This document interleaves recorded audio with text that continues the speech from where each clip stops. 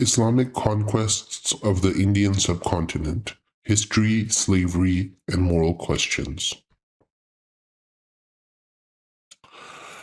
This video examines conquest, slavery, and theology in the history of Islam's expansion into the Indian subcontinent. It is not an attack on Muslims. Modern Muslims are not responsible for medieval events. The goal is to evaluate historical claims and moral ideas consistently.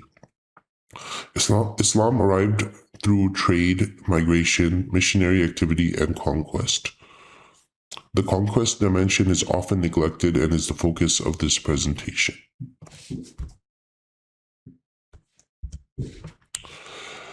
Muhammad bin Qasim invaded Sindh in 711 CE. The Chachnama describes the defeat of Raja Dahir, the taking of prisoners, and the enslavement of captives, including women and children. It also contains accounts involving Dahir's daughters. Historians debate details, but not the existence of captive taking. Mahmud of Ghazni launched repeated campaigns into India. Tariq al-Yamini reports extensive plunder and large numbers of captives. Medieval sources sometimes claim tens of thousands of slaves were taken. These figures should be presented as claims of the chroniclers rather than established facts. Muhammad Ghori's victories laid foundations for the Delhi Sultanate.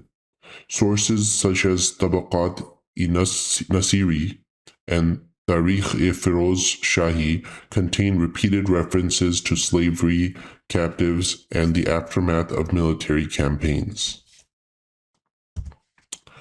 Timur's invasion in 1398 is among the clearest examples of large-scale violence and enslavement.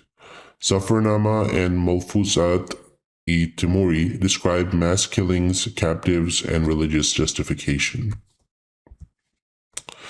The key moral issue is not merely that captives existed. The deeper issue is that classical Islamic law recognized slavery.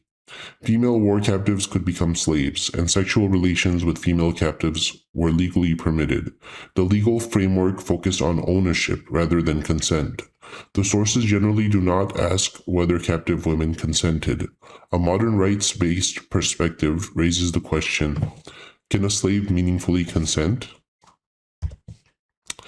Theologically, the Ghazwa-e-Hind hadith in Sunan an-Nisa'i 3175 praises a group that invades India and says they will be freed from the fire.